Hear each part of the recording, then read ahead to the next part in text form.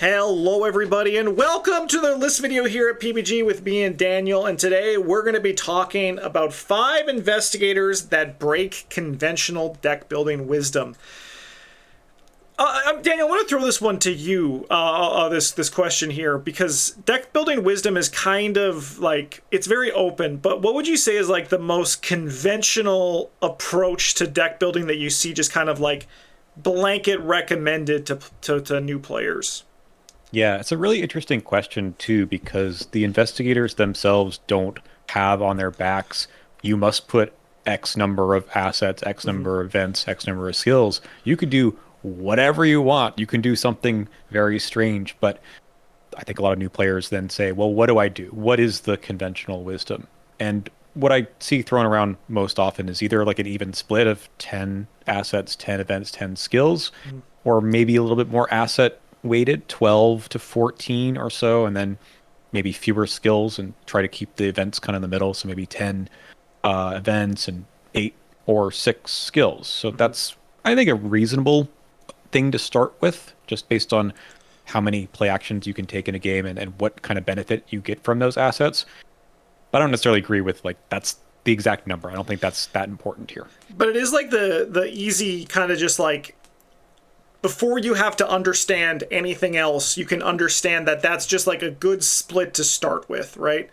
And like if you're playing an investigator where you have a bunch of like, you're interested in like playing more assets, I think like the 12 10 8 is a good place to start, or like 14 10 6 or 12 12 6. Like these are all like good numbers that are just easy to get through, because I think that there's an interesting kind of journey where you can kind of learn that assets are nice, events are good one-offs, and skills you kind of want sometimes, but not all the time.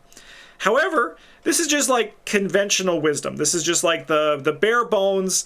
No dig any deeper. This is just where it starts. So what we're going to do is we have 5 investigators. They're going to break this conventional deck building wisdom in like the first obvious way. Because there's a lot of things that can change that, like your own personal style of play, you know, the investigator that you're playing, the campaign that you're playing, who you're playing with, how many players. It's one of the reasons why deck building in Arkham is so deep. But these are just going to be 5 investigators that break the conventional split and like the basic idea of deck building and deck construction. All right, so I think we just dive in with our first one here, and this one is nice and simple. This is Will Yorick the Gravedigger. He has an ability, which is kind of what's going to be dictating this, where after he defeats an enemy, he may play an asset from his discard pile by paying its cost, and he can do that once per round. So this guy breaks the split in the most obvious way when you look at the front part of his card. He wants to have more assets in his deck. Or as Bryn taught me when he was building a Will Yorick, because Bryn has played a lot of Will Yorick, you're going to want to find assets that do event effects. So if there was an example of, you actually said this, Daniel, while we were prepping for this video, Schaffner's catalog is Will Yorick's emergency cash, because they're actually kind of the same thing. You're going to get 3 money net to pay for items, but because he can play that from his discard pile and because it discards itself, it is essentially his emergency cash. Yeah, I went back and looked at a few of my Yorick decks that were fairly recent. They don't have a million assets in them, but they do have Schaffner's catalog in common, because I just, that's it, that's my money. And but yeah, it's pushing like 16 to 18 assets, and you don't need to, play one every single round to get a lot of value. But what you're really trying to do is, I want them in my discard pile at some point, because it's just like another card out of my hand that I could play. And if you don't have that, like, are you using your ability? Are you taking advantage of that? Probably not. So you still need some other things. You still need a few events. His signature is an event anyway. You have to take that one. Yeah. But yeah, like I think his deck building just sort of, or sorry, his deck building is going to be warped around this idea of the assets are there for me to use whenever I want, so I better have a few more of those. And it's that free play action, right? We talk about assets being a bit slow. You need to set up quite a bit. Yes. But his ability says you don't need to set up to play an asset every few rounds. That's really good. Yeah. So yeah, and like he can really I feel like the most common recommendation for Will Yorick is like what you said, like 18-6-6 for kind of the split there. But Bryn, I know, goes crazy, and this is where you can get like really wild. Bryn does like 24 to 28 of assets, and then he does like Vicious Blow for like his skills. And that's kind of like where it shows that this guy can like break it on like the base level. And I think that's what's important to understand here is when we say they break the conventional deck building wisdom, they're basically just changing the ratios. But when you get really deep, they can go crazy with the ratio change, like exactly what Bryn does, where it's like 24 assets and then 6 split between the remaining events and skills you have, and it's like still can lead to a very functional Will Yorick deck. Yeah. I mean, his Elder Sign gets you anything back from the discard pile, so I still love having a good event or skill there to pull. But you don't need to do that, right? You can get away with so many, and maybe that's the best way to put this. The philosophy of this video is that you can get away with running even way more than you would otherwise expect to be able to do. Yeah. All right, let's hop from assets to events with Sefina Rousseau. And funnily enough, these are 2 of Bryn's favorite investigators. It's funny how it works that way, the idea of breaking the conventional deck building wisdom. Who would have thought Bryn would like that? Sefina can play events that are beneath her, and she starts with 13 cards in her opening hand, and she gets to place 5 of those events underneath her, and then she can either draw from those cards as an action, or use her signature, the Painted World, to play those events. Like how Will Yorick dictates that you want a lot of assets that do the jobs of other things, Sefina just wants a lot of events. So her deck building makeup, she has 33 cards in her deck, so the usual traditional numbers we were just giving for the 30 don't really work. But she is going to skew much, much higher on events compared to assets or skills. What's interesting about that to me, for her especially, maybe less so for Yorick, is that you start thinking about the other cards in your deck that are going to support that. In Sefina, double, right? This is an asset that lets you play an event that's in your hand. After you play it again. So you spend 8 XP to put this darn thing in your deck, and once you get it out, you really want to have enough events in your deck to make that worth it. So that even pushes her a little bit further to playing as many events as possible. I think Sefina also kind of changes things as well because of her stat line, where it's one of those things where we didn't really talk about this when we were prepping for the list video here, because it kind of goes, I think, beyond the idea of conventional deck building wisdom. But like it's kind of like the next level where it's like the investigator can dictate how things are going in your deck, where like it's another reason why she doesn't really want to use too many assets, because most assets are, if they're not spell assets, which she doesn't really upgrade into, she'd rather have spell events, are based around book or fist to get things done. So that's why she likes seeing things that come out in the rogue class that start using her foot for stuff, because she's able to do that. But why she's also a big fan of taking any of the events that combine stuff together. And it's just a cool thing that Sefina has when you are approaching her deck building. That's true. We didn't talk about the nature of the cards themselves, but events tend to have that kind of interesting power to them. Yeah. And just using them once makes them, the power level can go up a little bit more, because you use it, it's one shot, it's gone. And Sefina doesn't do it that right way. She gets to have access to them kind of right away, and then her Painted World says, okay, I get to maybe play some of these more than once. Yeah. Double comes in there too. So yeah, I think her stat line encourages that as well. Nice design, really, when you think about it. Oh yeah. And so here's the question that we're going to go with this. So she has 33 cards in her deck. How many events are you looking at putting in here? Oh, that's a good question, because you want to hit 5 at least in your opening hand of 13. Yeah. So I don't know what the math is there right now, but I would say I would put like maybe half. It could be half of it. Around like 18, 17, 18. Yeah. Yeah. I feel like 18 is my minimum for her. I think Bryn, once again, he's done it where he's had like 26 events. Like he can just go crazy with that. But I think like if you want to be looking at 18 to 22, just to make sure you hit in your hand, is like a good place to look. Okay, I'm looking at my last deck with Sefina. I had 22. Yeah, I think that's pretty good. And then the previous one had... Wow, only 15? What was I thinking? But this is also where it gets even deeper too, where there might have been a reason that that was happening, right? But I think that like the simple thing is that she actually probably uses skills the least. I'm actually curious, what were the skills like in those decks? Yeah, I actually had 9 skills in this last one that had fewer events. Yeah. I had a decent number of assets, partly because it was running big money, so we had well connected in there. Yeah. And Moxie, which she does very well with. And then the other one that was, I think, a more conventional deck had 2 skills. Two skills, yeah. So that's like kind of how her makeup's gonna go, I think, most often, is that unless you're doing something that's a little bit strange, or I guess even more unconventional, but we're just talking about like the breaking of conventional. So it's like conventional minus, you know? Yeah. Where like, yeah, it's like you're gonna have a lot of events, and then, because you said what, it was 22 events, 2 skills, so that means that you had what, 9 assets in the deck then? Yeah. There were quite a few. I mean, there's a few permanents, I suppose that doesn't count. Yeah. But yeah, there was a lot of. I mean, sometimes you can run a couple of good one-ofs, powerful assets, because she can find them perhaps more quickly with her event and draw power, but that's also kind of a rogue thing. Yeah, I mean, I think that it depends on what you're doing with the events. I find that most of Sefina's events are economy if you're running big money, or they're like the tactic trick stuff if you're using them to be a little bit more pushing the game forward, right? Yeah.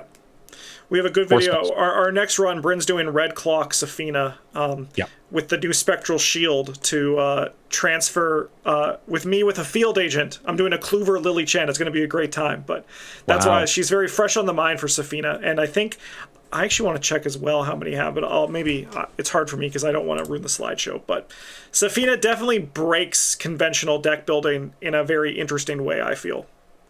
Agreed. All right, let's go on to our third investigator here, which is my boy Silas Marsh from the Innsmouth Conspiracy. We've had assets, we've had events, so now we're talking about skills. Skills in our previous splits here have always been the lowest, apart from the 10-10-10 split, which I think is probably the messiest sort of like basic recommendation, because I feel like it's going to lead to probably the most inconsistency, which is I think fitting, because you want to, I think like the 12 or 14 assets is where you're going to want to start as you're just playing. But yeah, I think a lot of new players with a smaller card pool are going to run more skills just because they need to do something. Yeah, you just have to. You're right. Yeah, as you get a few more. But Silas Marsh is at his best when you're using a lot of skills. I should probably look up a Silas deck here. I got to have at least one in here just to see this. So Silas has a lot of skills to get things going, and this general split here. So what do you got for your Silas decks here? Okay, my most recent one has 16, which I think is maybe even on the low end, but I think he's gotten some interesting assets these days to let him reuse the skills. Before that, I have 18. And it looks like another 16. Okay. So yeah, I usually go for like 18 is like where I usually am sitting. 18 to like 20. The problem is you need to fight with a weapon. Like that's a big thing. So I have a Silas deck where I have 18 skills, and then I had 7 events, so then like the rest were assets there. I have a Silas deck that was the in-depth gameplay one that we did on your channel. Was 17 skills. And then I had a Silas deck that it's called All Skills All the Time. That was 30 skills. That was the All Skills Challenge? Only skills? It looks like it was the All Skills Challenge, but Silas feasibly could run, like, I think 18 is like the sweet spot, because you can still get a lot of good events, because Silas likes to save on actions, so you could try to find some events that do that. But there's also the additional, like, you can go up to like even like 24 is probably comfortable. Yeah. It's like you basically just want to like have a weapon that you can fight with, and then like something, an ally that does something, and then you're like going to be okay afterwards. Yeah, it's hard to cut the skills because sometimes there's some interesting assets you want to play. Like you want to throw in, Hunting Jacket, Madame Lagrange, some more weapons, something to not die with. But his bread and butter is going to be the skills. You just you always want to have them in your discard pile for that juicy elder sign. Yep. But even his signature weapon, right? His harpoon as well as his net, they say you must commit a skill. Yep. Well, you need to have them around, whether or not they're in your hand or your discard pile. I suppose you can do some shenanigans with Gifted Nodens these days, but you need to have them. And skills are basically one use; they go away. But Silas is special; he gets to bring them back. So it's almost like a little bit of card draw built in using his ability, which can only be used on skills, not on anything else you commit. Yep. I just pulled up 2 more Silas decks, and they both had 18. So 18 seems to be the number that I'm running for my Silas decks for that. And like I said, for mine, I had 18, 16. So just seems to work out that way. I mean, I like the assets in him because you can draw them pretty quickly with his insane card draw. So having a few things like Plucky and a couple weapons, but I'm looking at these. I don't have that many weapons. There's just a couple because you get them. You always find them. Yeah, you get them, but additionally, because you're using skills, those are going to be where you're going to be dealing your damage or locking down enemies, right? It's a lot easier to attack a 3-attack enemy with a stunning blow committed. You exhaust it, and then you can like spend time drawing cards or use that unrelenting that you have for something else. It's a very interesting style for that. I love how more recently in the Drowned City especially, he got more skills that deal damage. So... not Drowned City, I'm talking about Feast of Hemlock Vale. Yeah. So he's got Strong Armed, he's got Long Shot. So the weapons are good and you need them, but also in a pinch, if you don't have them, you have a way to get rid of enemies. Yeah. Stunning Blow, of course, too, but committing a Long Shot is really nice. Yeah, for sure. All right. I do have to say, my most recent Silas deck has the Tarot card in it, the weakness, the Tower. Yeah. That's rough on Silas. Couple that with Siren Call, and it is a bit tricky, but you know what? That's not a reason to not run what your investigator really wants to do. You just have to pay for it. You just have to play those cards, get rid of the weakness, and then you're okay. Yeah, to me, if that happens, I take it as a sign to actually go higher up on skills, which is a little bit strange. But it's one of those things where you adapt and you say, I need to have resources to pay for this tower, or eat a Siren's Call for a turn in case there's an enemy situation. So I'm going to go higher up on skills and less on events and assets. I agree. All right. Let's go to our next investigator here, which is Charlie Kane. We're going back to the asset side of things. Charlie Kane, he cares about allies. They bump up his stats when you are using Charlie Kane and Charlie Kane's ability. But Charlie Kane is more here about how his assets are even more focused compared to Will Yorick that we talked about earlier. So you're actually playing Charlie right now in a campaign that we're recording together, which will be on the channel in the future. I'll throw this one to you. How does Charlie kind of change things up here regarding his ally assets? So his deck building is any ally in the game. So that also just kind of makes you think, oh, I could use some interesting combinations between allies that I otherwise couldn't do. So that makes the gears turn a little bit to think about, hey, I could do this across like 3 or 4 or 5 classes. So that's cool. It's an advantage he has. But of course, he gets the native 3 extra ally slots. So you are encouraged to do this. And like you said, you need to do it in order to pass skill tests. You need to use them for that ability. But you still have some choices. How many am I going to have in my deck?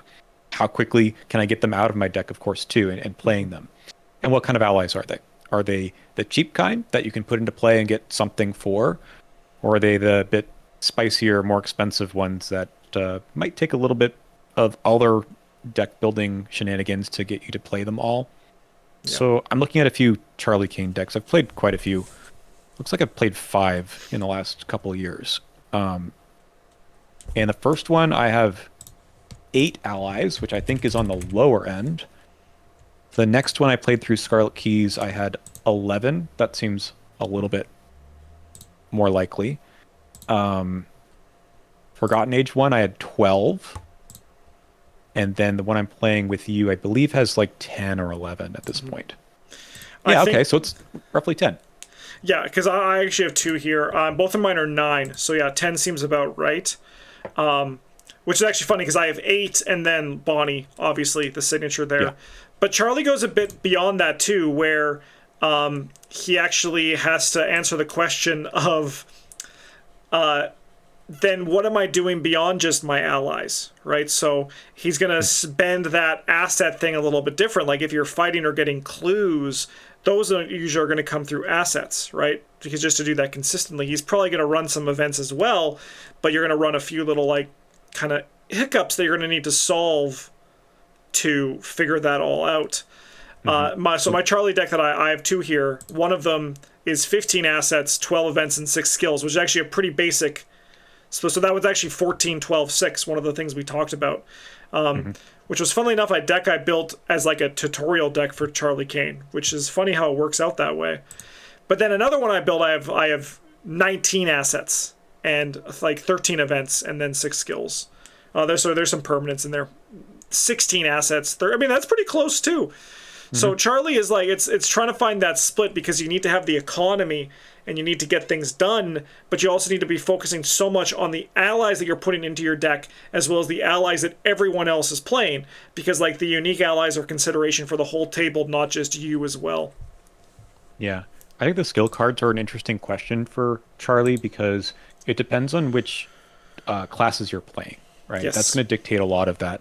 Like there's not too many mystic skills. I mean, there are a few, but there's not a whole lot of synergy with skills in the Mystic class at this point. But there's a lot of good Guardian. There's a lot of good Seeker. Pretty damn good Survivor skills out there at 0 to 2. So you might want to run them, but it does have some competition for like what his ally slots are doing, right? Those are giving you skill boosts.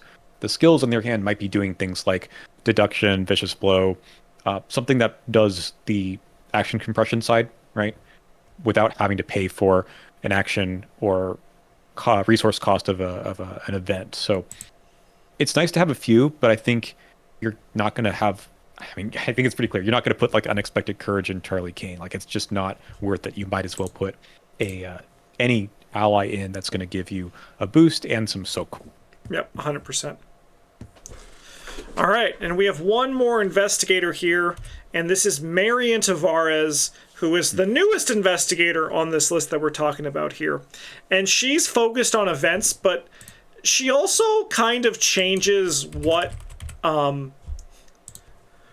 it means to have assets, because she is our first investigator that has I don't want to say a restriction, because, for example, Preston Fairmont has had a restriction for a long time, but hers is a restriction that is actually tangible outside of deck building in the actual game of playing Arkham Horror, the card game. There's been nobody who's had like a restriction for a slot that you don't enforce on yourself or is found in deck building. So I guess the question then is, how does Marion change that when you're building your deck? Because she, in theory, wants to lean a little bit higher towards events, right? Because she has the ability where if you play an event, you can play another event from your hand by paying its cost.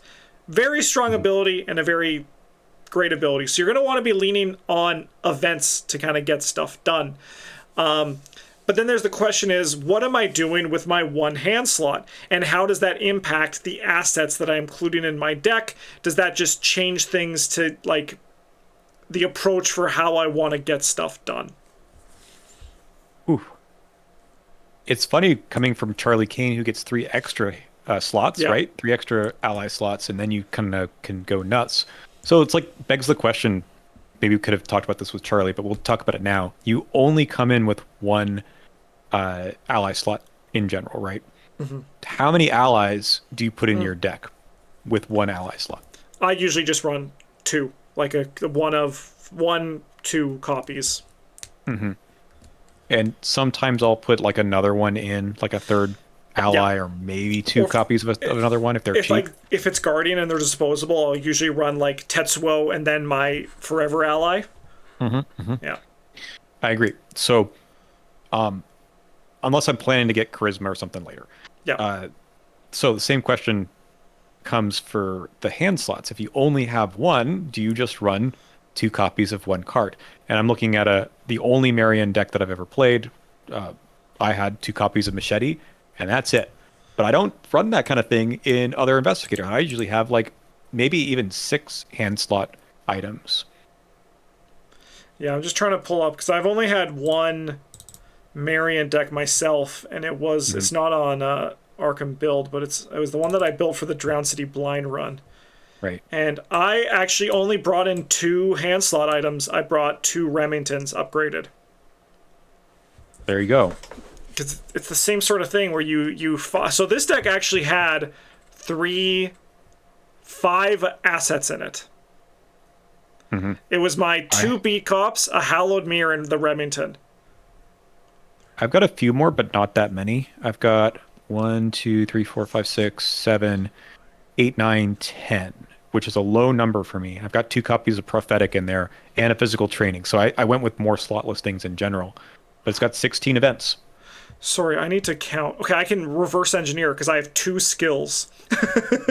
Yeah. So that means I have what? I have 23 events in this deck, in this Marion deck I brought, which is like even higher than I was talking about for the Sefina stuff. Yeah. But this deck, it moved its damage into the events side of things, right? So I was running, it was kind of like Nat Cho. Nat Cho and Marion Tavares share a lot of similarities. And it's actually kind of funny because Nat Cho, you usually end up following around the boxing gloves. So you're just playing 2 item hand slot cards as well. But because Marion can't use boxing gloves without a few tricks up her sleeve, it kind of sits into the similar place where all your damage is coming on like your events. And I think she goes into this next level, which we're going to be talking about. I'd love to revisit this in the future where they go even deeper.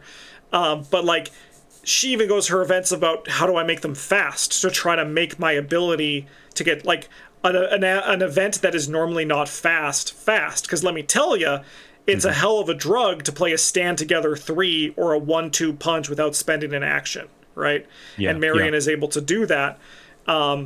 So I think that she's a very interesting investigator for how you approach it regarding your balance of assets, events, and skills, but also even deeper, what does it mean to have 1 less hand slot while you are putting your deck together?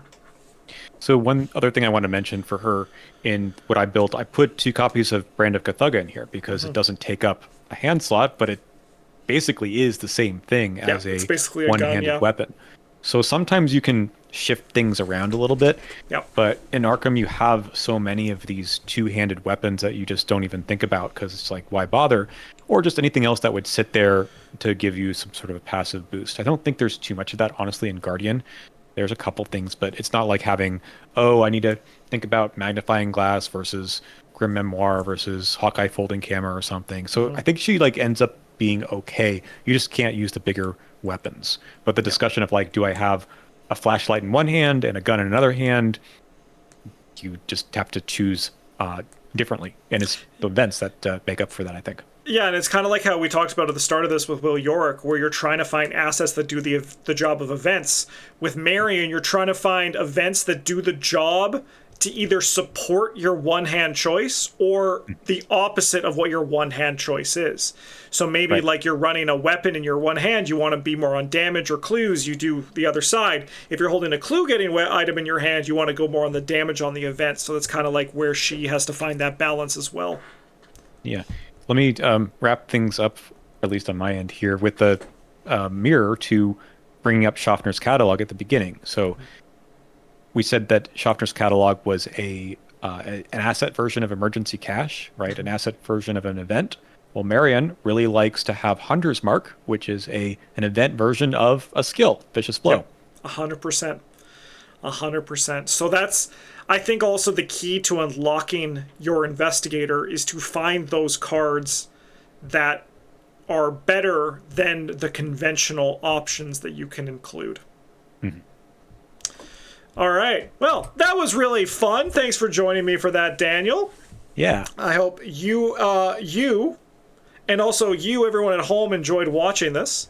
We're going to be back next week for another list video, as is the rule of time. I signed a contract with Cthulhu, and I must follow it until I am dust. But in the meantime, thanks for watching, everybody. If you want to support the channel, you can do so by liking, commenting, subscribing. Or if you want to join everyone's name down here, you can join our Patreon down in the video description. In the meantime, thanks for watching, everybody. Have a good one. And as always, JJ's.